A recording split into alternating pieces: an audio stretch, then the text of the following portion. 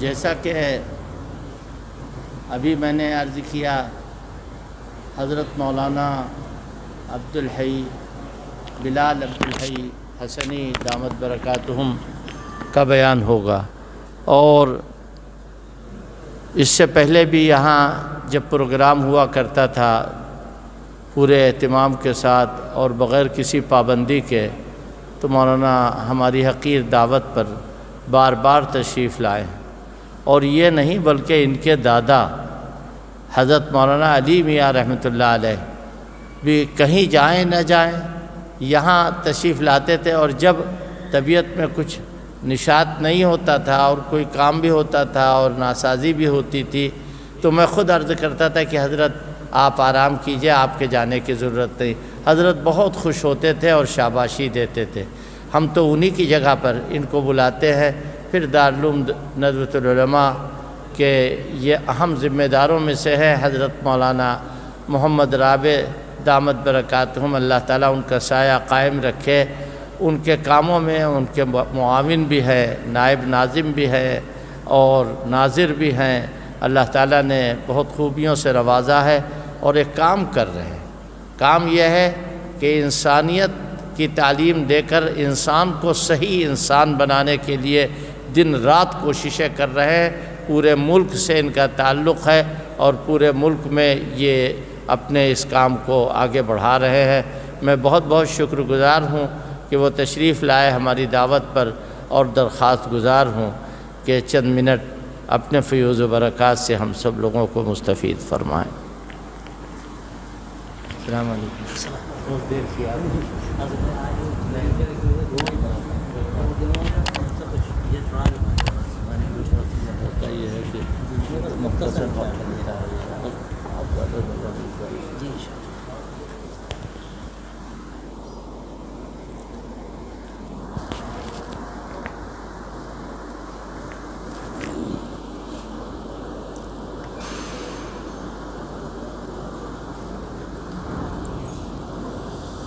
بسم اللہ الرحمن الرحیم، الحمد للہ رب العالمین، الصلاة والسلام علی سید المرسلین خاتم النبیین سیدنا و نبینا و مولانا محمد وعلی آلہ وصحبہ اجمعین وعلی من تبعہم بإحسان ودعا بدعوتہم الی یوم الدین، اما بعد فاعوذ باللہ من الشیطان الرجیم۔ آمن الرسول بما انزل الیہ من ربہ والمؤمنون کل آمن باللہ وملائکتہ وکتبہ ورسلہ لا نفرق بین احد من رسلہ وقالوا سمعنا واطعنا غفرانک ربنا والیک المصیر۔ صدق اللہ العظیم۔ محترم حضرات، محترم سامعین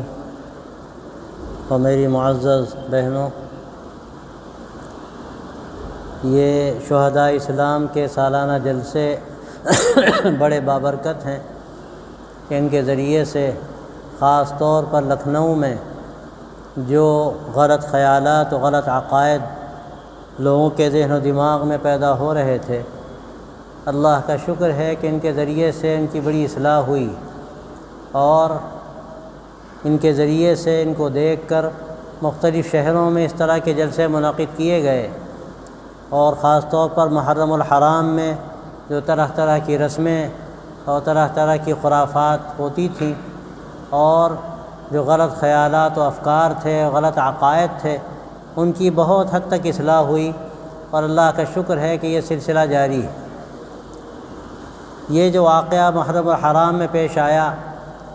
سیدنا حضرت حسین رضی اللہ تعالی عنہ کی شہادت کا، اس واقعے کو بہانہ بنا کر ایک تماشا کا بنا لیا گیا، ورنہ واقعہ تو یہ تھا کہ حضرت حسین رضی اللہ تعالی عنہ نے جو شہادت کا نذرانہ پیش کیا تھا، وہ اپنے نانا حضرت محمد رسول اللہ صلی اللہ علیہ وسلم کے دین کے لیے اور آپ کی شریعت کے لیے انہوں نے اپنی جان دی تھی، اور یہ گویا کہ ایک علامت تھی اس بات کی کہ امت اس کو سامنے رکھ کر دین سے پوری وابستگی اختیار کرے، اپنے عقائد میں بھی، اپنی عبادات میں بھی، اپنے اعمال میں بھی، اور وہ زندگی ایک ایسے نمونے کی زندگی ہو جو نمونہ اللہ کے نبی صلی اللہ علیہ وسلم نے پیش کیا،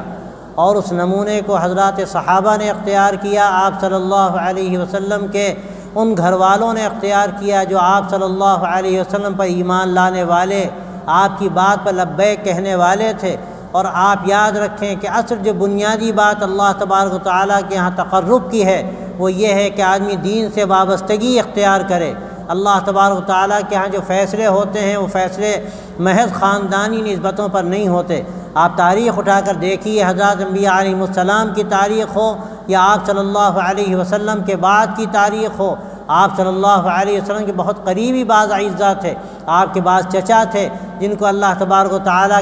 کا فیصلہ تھا، ہدایت نہیں ملنی تھی، نہیں ملی۔ تو یہ کوئی اس کی دلیل نہیں ہے کہ وہ آپ کے چچا تھے تو ان کے لیے نجات ضروری ہے۔ نجات کی بنیاد آپ صلی اللہ علیہ وسلم کا دین ہے، آپ کی شریعت ہے، آپ کے لائے ہوئے عقائد ہیں، وہ عقیدہ توحید ہے جس کے لیے آپ صلی اللہ علیہ وسلم اس دنیا میں تشریف لائے۔ لیکن یہ اپنی جگہ پر ہے کہ ایمان کی حالت میں جو حضرات آپ صلی اللہ علیہ وسلم سے نسبی تعلق رکھتے ہیں، جو آپ کے گھر کے حضرات ہیں، ان کو یہ گویا کہ دو گنا ایک فضیلت حاصل ہے کہ وہ آپ صلی اللہ علیہ وسلم سے نسبی تعلق بھی رکھتے ہیں، لیکن اصل جو بنیادی فضیلت ہے وہ ایمان سے تعلق اور ایمان سے نسبت کی بنیاد پر ہے۔ اسی لیے حدیث میں آتا ہے من بطأ به عملہ لم یسرع به نسبہ، کہ اگر کوئی کسی کو عمل اس کا پیچھے کر دے تو اس کا نسب اس کو آگے نہیں بڑھا سکتا۔ نسب سے فیصلے نہیں ہوتے، البتہ یہ چیز ایسی ہے کہ جس سے مدد ملتی ہے، اس سے بعض مرتبہ کام میں سہولت ہوتی ہے، اور یقیناً اللہ کے نبی صلی اللہ علیہ وسلم سے محبت ہے تو آپ سے نسبت رکھنے والے، آپ کی خدمت کرنے والے، آپ سے خاندانی تعلق رکھنے والے، آپ صلی اللہ علیہ وسلم کے دین و شریعت کو اپنے سر پر سجانے والے، کسی بھی حیثیت سے کوئی بھی نسبت رکھتا ہو اس سے تعلق رکھنا، اس سے محبت کرنا، یہ حقیقت میں دیکھا جائے تو یہ ایمان کی علامت ہے۔ تو میرے بھائیوں، حضرت حسین رضی اللہ تعالیٰ عنہ کو گویا کہ یہ دو گنا شرف ہے کہ وہ آپ صلی اللہ علیہ وسلم کے نواسے بھی ہیں، اور اس کے ساتھ ساتھ انہوں نے ایمان کے لیے جو اپنی جان کا نذرانہ پیش کیا اور صحیح راستے پر لوگوں کو لانے کے لیے، ایمان کی صحیح تصویر پیش کرنے کے لیے انہوں نے اپنے پورے خاندان کو دین حق کے لیے جو گویا کہ قربان کر دیا۔ یقیناً اس میں ایک پیغام ہے کہ جب بھی اس کی ضرورت پڑے، اس کی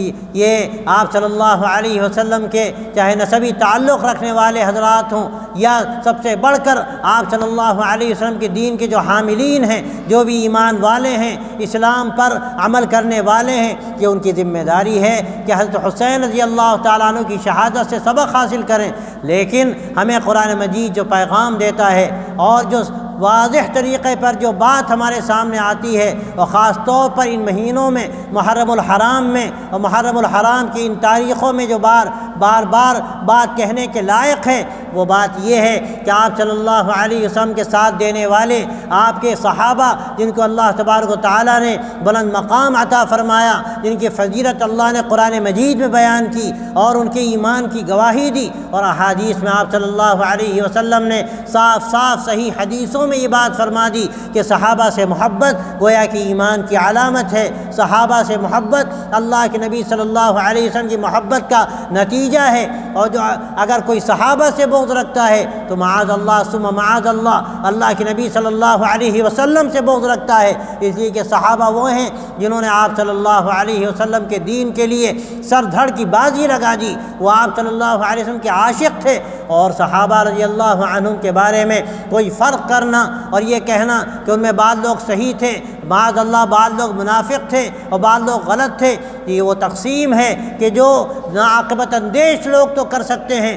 لیکن دین کا صحیح فہم رکھنے والے، قرآن مجید کا صحیح فہم رکھنے والے، احادیث مبارکہ پر گہری نگاہ رکھنے والے، اور امت کا وہ عقیدہ جو قیامت تک کے لیے رہے گا، اور اللہ تبارک و تعالی نے قرآن مجید میں اس کی طرف اشارہ فرمایا ہے کہ وَمَن يَتَّبِعْ غَيْرَ سَبِيلِ الْمُؤْمِنِينَ نُوَلِّهِ مَا تَوَلَّىٰ وَنُصْلِهِ جَهَنَّمَ وَسَاءَتْ مَصِيرًا، جو ایمان والوں کے راستے سے ہٹ کر اور کوئی راستہ اختیار کرتا ہے تو اللہ تبارک و تعالیٰ کیا فرماتا ہے کہ ہم اس کو پیچھے کر دیں گے، اور جو راستہ وہ اختیار اختیار کرتا ہے اسی راستے پر اس کو ہم ڈال دیں گے اور جہنم رسید کر دیں گے۔ تو یہ ایمان والے کون تھے؟ یہ وہ ایمان والے ہیں جس کا تذکرہ اللہ نے قرآن مجید کے اندر کئی جگہ فرمایا کہ یہ جو آیت میں نے آپ کے سامنے پڑھی یہ مشہور آیت ہے سورہ بقرہ کی، جو دو آیتیں آخری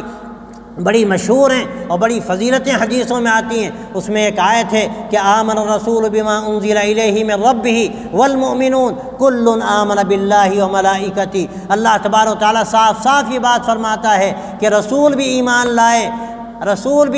لائے اور وہ لوگ بھی ایمان لائے جو آپ صلی اللہ علیہ وسلم کے ساتھ تھے، فرشتوں پر بھی ایمان لائے، کتابوں پر بھی ایمان لائے، اور یہ ایمان کی تفصیلات بیان کی جا رہی ہیں۔ اس کے آگے اللہ تبارک و تعالیٰ یہ بات فرماتا ہے کل آمن باللہ وملائکتہ، سب کے سب ایمان لائے، اللہ پر بھی ایمان لائے۔ گویا کہ جو ایمان کی تشریحات ہیں جس کو ہم ایمان مفصل کہہ سکتے ہیں، اس کا آگے جو تذکرہ ہے اس میں اللہ تبارک و تعالیٰ نے اس کی گواہی دی کہ کل آمن، کہ سب کے سب ایمان لانے والے ہیں، جو بھی آپ کے ساتھ تھے، جو آپ صلی اللہ علیہ وسلم کا ساتھ دینے والے، ان کو صحابہ کہا گیا۔ یہ ایک اصطلاح ہے حضرت صدیق اکبر رضی اللہ تبارک و تعالیٰ کے بارے میں قرآن مجید میں اس قال لصاحبہ کہہ کر بات واضح کر دی گئی کہ یہ صاحب کون ہے، اور پھر صحابہ کی اصطلاح یہ حقیقت میں دیکھیے تو یہ قرآنی اصطلاح ہے، اور آپ صلی اللہ علیہ وسلم نے احادیث مبارکہ میں بھی اس کا تذکرہ فرمایا۔ اب کوئی اس کے بعد اس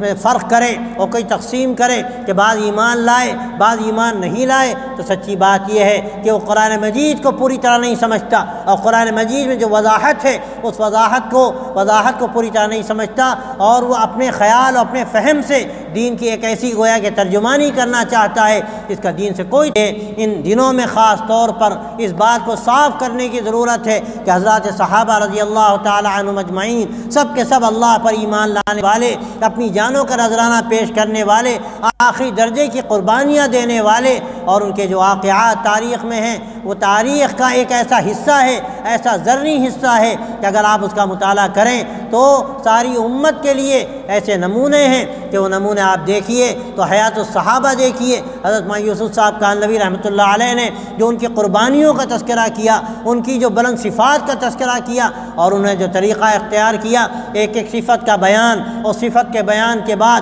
حضرات صحابہ کے واقعات، یہ اس لیے تاکہ امت کے لیے جو نمونہ بنایا گیا، اور ما انا علیہ و اصحابی کہہ کر آپ صلی اللہ علیہ وسلم نے امت کے لیے جو گویا کہ ایک راستہ دے دیا، اس راستے کو حضرت مولانا یوسف صاحب نے واضح کیا، اس کی گویا کی تشریح کی کہ یہ وہ صحابہ ہیں جنہوں نے یہ نمونے چھوڑے ایثار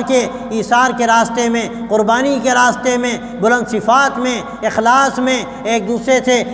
دین کے معاملات میں آگے بڑھنے اور مسابقت الی الخیر میں، اور ایک دو نہیں نہ جانے کتنی صفات ہیں جو صفات اسلام ہیں، اسلامی صفات ہیں جو مطلوب ہیں۔ آپ دیکھیے حضرات صحابہ رضی اللہ عنہم نے کیسی قربانیاں اس میں دی۔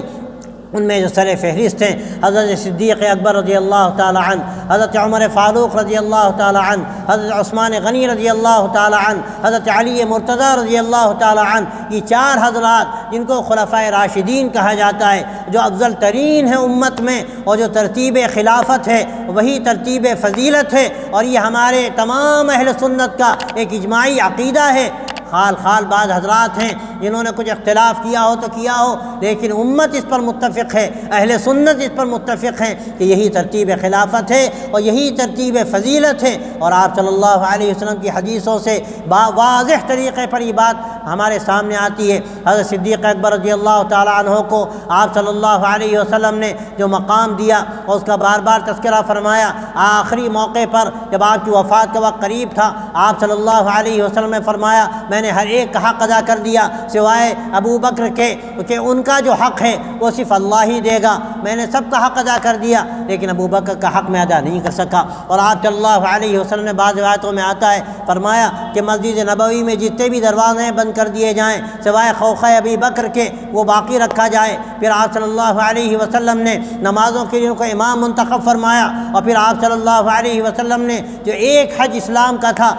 اس ایک حج میں جو آپ نے کیا، اس سے پہلے جو ایک حج تھا اس میں صدیق اکبر رضی اللہ تعالی عنہ کو امیر بنایا، اور اس سے بڑھ کر میں کہتا ہوں مسلم شریف کی روایت میں آتا ہے آپ نے واضح طریقے پر اعلان کر دیا کہ میرے بعد کوئی خلیفہ ہوگا تو ابو بکر خلیفہ ہوں گے، اور آپ نے جملہ فرمایا وَيَأْبَى اللَّهُ وَالْمُؤْمِنُونَ إِلَّا أَبَا بَكْرَ کہ ایمان والے سب سے بڑھ کر یہ اللہ تبارک و تعالیٰ کا یہی فیصلہ ہے، اور ایمان والوں کا گویا کہ یہی فیصلہ ہوگا کہ ابو بکر کو خلیفہ بنایا جائے، ابو بکر کو خلیفہ بنایا جائے۔ آپ صلی اللہ علیہ وسلم نے وہ جو ایک تحریر کا واقعہ بیان کیا جاتا ہے کہ وفات کے سے کچھ پہلے آپ نے فرمایا تحریر لے آؤ میں کچھ لکھ دوں، تو آپ کی جو اس وقت کیفیت تھی اور کمزوری تھی اس کو دیکھ کر حضرات شیخین حضرت عمر رضی اللہ تعالیٰ عنہ نے بات فرمائی، اور بعض حضرات نے کہ ابھی موقع نہیں ہے، بعد میں تحریر آپ چاہیں گے تو لکھوا دیں گے، اس پر الزام تراشیاں کرنا اور یہ کہنا کہ آپ حضرت علی رضی اللہ عنہ کو اپنا خلیفہ گویا بنانا چاہتے تھے، یہ اتنا بڑا الزام ہے، اور میں تو سمجھتا ہوں کہ آپ صلی اللہ علیہ وسلم پر الزام ہے۔ آپ کے لیے کیا دشوار تھا؟ اگر وہ وثیقہ نہیں تھا آپ اعلان کرتے سب کے سامنے۔ جب آپ عقیم نماز پڑھانے کے لیے تشریف لے گئے تھے، آپ کے چاہنے والے، آپ پر جان نچھاور کرنے والے، آپ کی ایک غذا پر قربانی دینے والے، آپ کی ایک ایک بات پر اپنا سر کٹانے والے موجود تھے، آپ فرما دیتے کہ علی کو خلیفہ بنا دیا جائے، لیکن آپ صلی اللہ علیہ وسلم سے کوئی ثبوت نہیں کہ آپ نے حضرت علی کے بارے میں اس کا کوئی اشارہ بھی دیا ہو، اور حضرت صدیق اکبر رضی اللہ عنہ کے بارے میں کیا کہوں، اشارہ تو اشارہ، تقریباً صراحت موجود ہے کہ آپ صلی اللہ علیہ وسلم اپنے بعد ان کو نائب بنانا چاہتے تھے۔ اور اگر آپ دیکھیے تو ترتیب خلافت میں ہمیں جو حکمت نظر آتی ہے، حضرت ابو بکر سے بڑھ کر کوئی نہیں ہو سکتا، ساری زندگی کھپانے والے آپ صلی اللہ علیہ وسلم کا گویا کہ عکس، آپ کا مثنیٰ اگر کوئی کہا جا سکتا ہے تو صدیق اکبر رضی اللہ تعالی عنہ تھے۔ اور آپ دیکھیے تو مزاج میں بھی جو نمونے ہمارے سامنے آتے ہیں وہ نمونے ایسی اس میں موافقت ہے، اسی لیے حضرت خدیجہ کبریٰ رضی اللہ تعالی عنہا نے آپ صلی اللہ علیہ وسلم کے بارے میں جو کلمات کہے تھے وہی کلمات ہیں جو ابن دغنہ نے حضرت صدیق اکبر رضی اللہ تعالی عنہ کے بارے میں فرمائے۔ یہ آخری درجے کی موافقت ہے، اور مزاج میں موافقت اور یکجائی ہے، یکسانیت ہے، اور یہی وجہ ہے کہ ہجرت کے موقع پر یہ دونوں حضرات وہاں پہنچے، لوگوں نے جب دیکھا فرق کرنا مشکل ہو گیا کہ کون خادم ہے کون مخدوم ہے۔ حضرت ابوبکر اس بات کو ٹال گئے اور ایک چادر تان کر کھڑے ہو گئے تاکہ لوگ سمجھ لیں کہ خادم کون ہے مخدوم کون ہے، لیکن لوگ دیکھنے والے دیکھ رہے تھے کہ یہ ان کو فیصلہ کرنا مشکل تھا کہ کون اللہ کے رسول صلی اللہ علیہ وسلم ہے اور کون ابوبکر صدیق رضی اللہ تعالیٰ عنہ ہے۔ یہ دین مکمل ہو چکا، اللہ کا اعلان ہے اليوم اکملت لکم دینکم واتممت علیکم نعمتی ورضیت لکم الاسلام دینا، آج میں نے تمہارے لیے تمہارا دین مکمل کر دیا، اپنی نعمت تم پر تمام کر دی، اور اسلام کو بحیثیت دین و مذہب کی تمہارے لیے پسند کر لیا، چن لیا۔ کوئی تبدیلی نہیں ہے، جو عقائد تھے، جو معاملات تھے، جو عبادات تھی، جو دین کا طریقہ تھا، جو حقائق دین تھے وہ صاف کیے جا چکے، بیان کیے جا چکے، ہم سے کوئی تبدیلی نہ ہو سکتی ہے۔ اور نہ کوئی اگر اس میں گستاخی کرتا ہے، کوئی تبدیلی کرنا چاہتا ہے تو گویا کہ دین میں رکھنا ڈالتا ہے، وہ ساری باتیں طے ہیں، عقائد طے ہیں، عبادات طے ہیں، اصول دین طے ہیں، اب کیا ہے وسائل بدل سکتے ہیں۔ یہ نئے زمانے آئیں گے، نئے دور میں نئے نئے وسائل آئیں گے، بعض تقاضے آئیں گے، ان تقاضوں کو یقیناً ہم دیکھیں گے، اور اصول جو دین کے ہیں ان اصولوں کو سامنے رکھ کر ان کے بارے میں فقہا اور دین کے سلسلے میں گہری معلومات رکھنے والے اور گہرائی رکھنے والے فیصلے کریں گے، اور کیے انہوں نے۔ لیکن جو دین کے اصول ہیں اور دین کی بنیادی باتیں ہیں ان میں نہ تبدیلی کی جا سکتی ہے، اور نہ اس میں ایک ادنا سے ادنا معمولی سے معمولی نقطے کو ادھر سے ادھر کیا جا سکتا ہے۔ یہ دین مکمل ہو چکا۔ یہ حضرات خلفائے راشدین کی ترتیب، حضرات صحابہ کا مقام، اور پھر ہمارے اولیاء اللہ کا مقام، اور یہ سلف کی عظمت، یہ ساری وہ چیزیں ہیں جس کا ذکر تو اللہ نے قرآن مجید میں کر دیا۔ میں تو کہتا ہوں سورہ فاتحہ میں اللہ تبارک و تعالیٰ نے جو بات فرمائی ہے صراط الذین انعمت علیہم اہدنا الصراط المستقیم کے بعد صراط الذین انعمت علیہم کہنے کی کیا ضرورت تھی؟ اے اللہ ہمیں سیدھے راستے پر لے چل۔ کون سا راستہ؟ کہہ دیا جاتا قرآن کا راستہ، دین کا راستہ، شریعت کا راستہ، لیکن کیا کہا گیا؟ ان لوگوں کا راستہ جو منعم علیہم ہیں، وہ اللہ کے بندے جن پر انعام ہوا، وہ صدیقین، وہ شہداء، وہ صالحین، اور اس سے پڑھ کر وہ انبیاء۔ یہ راستہ ہے ان حضرات کا، اللہ نے راستہ طے کر دیا، اس راستے پر وہ چلے، انہوں نے چل کر دکھایا، وہ حقائق انہوں نے گویا کہ اپنے عمل سے امت کے سامنے پیش کر دیے، اب ان میں کوئی تبدیلی اگر پیدا کرتا ہے تو وہ گویا کہ دین میں رکھنا ڈالتا ہے۔ وہ یہ جو ہمیں سبق دیا گیا یہ سورہ فاتحہ میں جو ہر رکعت میں ہم پڑھتے ہیں،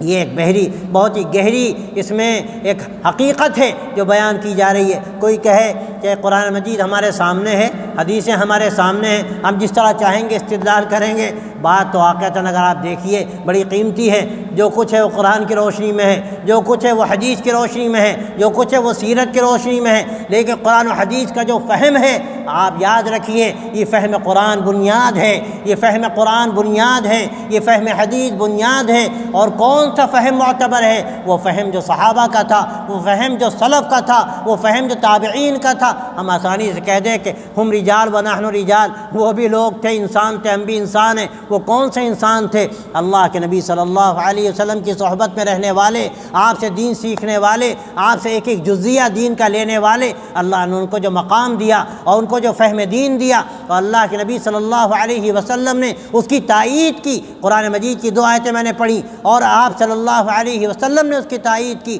جب آپ نے یہ فرمایا تھا کہ یہ بنو اسرائیل 72 فرقوں میں بٹ گئے اور میری امت 73 فرقوں میں بٹے گی۔ صحابہ نے پوچھا حق پر کون ہوگا؟ تو کیا فرمایا؟ آپ کہتے فرما دیتے جو میں دین لے کر آیا، میں جو شریعت لے کر آیا، بس وہ جو اس پر چلے گا وہ حق ہے۔ آپ نے کیا فرمایا؟ ما انا علیہ و اصحابی، میں جس پر ہوں اور میرے صحابہ جس پر ہیں وہ حق ہے۔ تو یہ یاد رکھنے کی بات ہے۔ اور اسی طرح حضرات خلفاء راشدین کے بارے میں کیا فرمایا؟ علیکم بسنتی و سنت الخلفاء الراشدین۔ یہ بات آپ نے کیوں فرمائی؟ صدیق اکبر رضی اللہ عنہ نے قرآن مجید جمع کیا، حضرت عمر فاروق رضی اللہ عنہ نے امت کو تراویح پر جمع کیا، حضرت عثمان غنی رضی اللہ تعالی عنہ نے جمعے کے دن باقاعدہ اذان کا نظام قائم کیا۔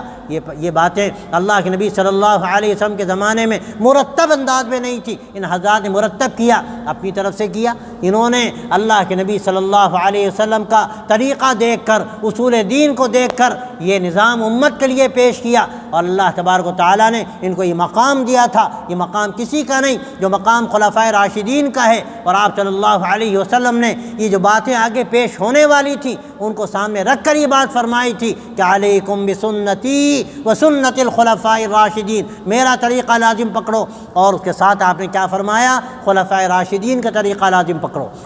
تو ان کا جو طریقہ تھا ان میں وہ چاروں حضرات شامل ہیں، وہ ہمارے لیے نمونہ ہیں۔ اسی طرح صحابہ بھی نمونہ ہیں۔ کوئی کہے کہ صحابہ تو معصوم نہیں، میرا عقیدہ ہے، ہم سب کا عقیدہ ہے صحابہ معصوم نہیں، معصوم تو نبی کی ذات ہے، لیکن صحابہ محفوظ ہیں، اللہ نے ان کو بچایا۔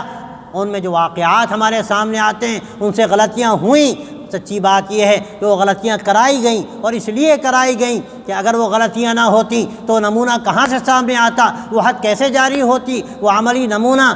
حد کے جاری ہونے کا، حدود کے جاری ہونے کا یہ امت کے سامنے کیسے سامنے آتا۔ اللہ نے کرایا، اور پھر ساتھ ساتھ اللہ نے توبہ کا نمونہ بھی دکھا دیا۔ حضرت غامدیہ کا جو واقعہ ہے، ان سے غلطی ہوئی، آخری درجے کا واقعہ ہے۔ امت میں کون ایسا فرد ہے جو اس قوت کے ساتھ، اس ایمان کے ساتھ سامنے آئے اور اپنے آپ کو پیش کرے گویا کہ اپنی جان کا وہ نذرانہ دینا چاہتا ہے؟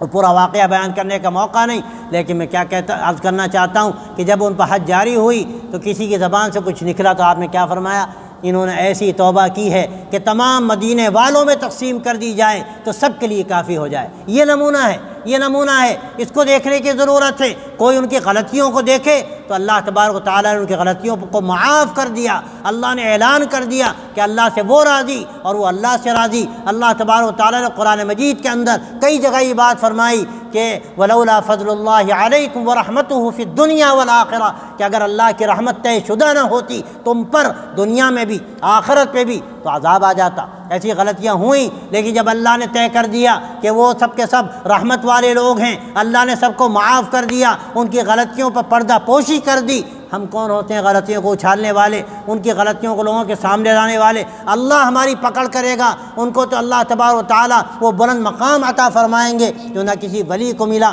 نہ کسی بڑے سے بڑے برگزیدہ جو اللہ کے بندے ہیں ان کو ملا، نہ اویس قرنی کو ملا، نہ حسن بصری کو ملا، نہ شیخ عبد القادر جیلانی کو ملا، جو مقام حضرت معاویہ کو ملا، جو مقام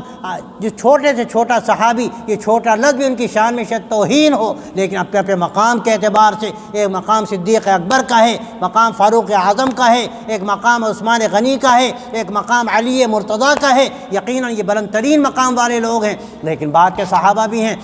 جو فتح مکہ کے موقع پر ایمان لائے، پکا ایمان لانے والے، وہ نہیں جو منافق تھے دکھا رہے تھے ایمان نہیں لائے، وہ منافق ہیں، ان کو صحابہ مت کہا جائے۔ اگر وہ کوئی صحابی منافق کو کہتا ہے وہ صحابی کی شان میں گستاخی کرتا ہے۔ صحابہ سب کے سب صحابہ ہیں جو ایمان کے ساتھ رہے، ان کو اللہ نے جو مقام دیا وہ مقام کسی کو نہ ملا ہے نہ ملے گا۔ تو میرے بھائیوں، میرے دوستوں، ہمیں اس عقیدے پر اپنے آپ کو مضبوطی کے ساتھ جمانا ہے کہ اللہ نے جو صحابہ کو مقام دیا وہ قرآن مجید میں موجود، وہ احادیث میں موجود۔ آپ صلی اللہ علیہ وسلم صاف صاف یہ بات فرما دی۔ اب اس سے ہٹ کر اگر کوئی اپنا راستہ بناتا ہے تو یہ اس کے لیے سخت خطرے کی بات ہے۔ ہمارے لیے اللہ تبارک و تعالیٰ نے قرآن مجید میں راستہ بتا دیا، ایمان والا راستہ، قرآن والا راستہ، احادیث والا راستہ، جس کے بارے میں صاف کہہ دیا گیا کہ فہم قرآن و حدیث جو صحابہ کا تھا وہ حجت ہے، اور جو سلف کا تھا وہ بھی گویا کہ ایک طرح سے حجت ہے، اسی پر امت کو چلنا ہے۔ وَمَن يَتَّبِعْ غَيْرَ سَبِيلِ الْمُؤْمِنِينَ نُوَلِّهِ مَا تَوَلَّىٰ۔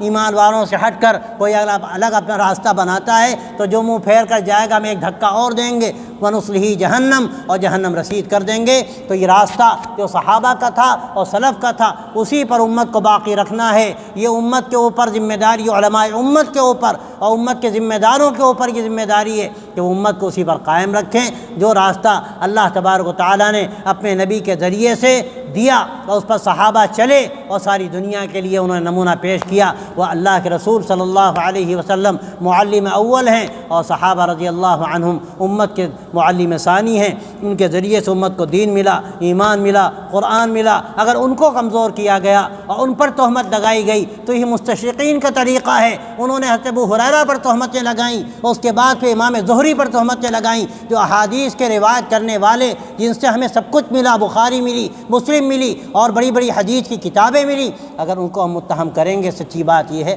کہ بھی دین باقی نہیں رہے گا۔ اس لیے میرے بھائیوں، میں آپ سے صاف کہتا ہوں کہ یہ پیغام ہے محرم الحرام کے ان جلسوں کا کہ ہمیں دین پر باقی رہنا ہے، اور جو دین ہمیں صحابہ سے ملا اور سلف سے ملا وہ اصل دین ہے، اسی کو ہمیں اپنے سینے سے لگا کے رکھنا ہے، اس پر عمل کرنا ہے، امت کو اس پر لانا ہے اور اسی پر جینا ہے، اور انشاءاللہ اسی پر ہماری موت آئے گی، اور یہی ہماری نجات کا راستہ ہے۔ اللہ کے رسول صلی اللہ علیہ وسلم صاف صاف جب یہ بات کہہ دی کہ امت 72 اور 73 فرقوں میں بٹے گی، لیکن جو فرقہ ناجیہ ہے یہ وہ فرقہ ہے، یہ وہ جماعت ہے کہ جماعت اہل سنت والجماعت کہلاتی ہے، جس نے طریقہ لازم پکڑا اللہ کے نبی کا اور اللہ کے نبی کے صحابہ کا۔ بس یہی راستہ نجات کا ہے، اور آپ صلی اللہ علیہ وسلم نے اسی کی دعوت دی اور صحابہ نے امت کے لیے یہی راستہ پیش کیا۔ ہم اس پر انشاءاللہ اگر رہیں گے تو ہماری کامیابی کا راستہ ہے۔ اللہ تبارک و تعالی ہم سب کو اس کی توفیق عطا فرمائے۔ اللہ تعالی ان جلسوں کو قبول فرمائے اور ان کو لوگوں کی ہدایت کا ذریعہ بنائے، اور ان کو یا اللہ قیامت تک باقی رکھے اور اخلاص کے ساتھ ہم سب کو کام کرنے کی توفیق عطا فرمائے۔ وآخر دعوانا ان الحمدللہ۔ آپ دعا فرمائیں۔ اللہم لک الحمد ولک الشکر، اللہم لا نحصی ثناء علیک انت کما اثنیت علی نفسک، اللہم صلی وسلم وبارک علی سیدنا ونبینا ومولانا محمد وآلہ وصحبہ اجمعین۔ ربنا تقبل منا انك انت السميع العليم وتب علينا انك انت التواب الرحيم۔ ربنا آتنا في الدنيا حسنة وفي الآخرة حسنة وقنا عذاب النار۔ ربنا لا تزغ قلوبنا بعد إذ هديتنا وهب لنا من لدنك رحمة إنك أنت الوهاب۔ ربنا آتنا من لدنك رحمة وهيئ لنا من أمرنا رشدا۔ ربنا آتنا من لدنك رحمة وهيئ لنا من أمرنا رشدا۔ ربنا آتنا من لدنك رحمة وهيئ لنا من أمرنا رشدا۔ اللهم اغفر لنا ذنوبنا وإسرافنا في أمرنا وثبت أقدامنا وانصرنا على القوم الكافرين۔ اللهم اغفر لنا ولإخواننا الذين سبقونا بالإيمان ولا تجعل في قلوبنا غلا للذين آمنوا ربنا إنك رؤوف رحيم۔ ربنا آتنا في الدنيا حسنة وفي الآخرة حسنة وقنا عذاب النار۔ وصلى الله تعالى على خير خلقه سيدنا ونبينا ومولانا محمد وعلى آله وصحبه أجمعين برحمتك يا أرحم الراحمين۔ الحمد لله۔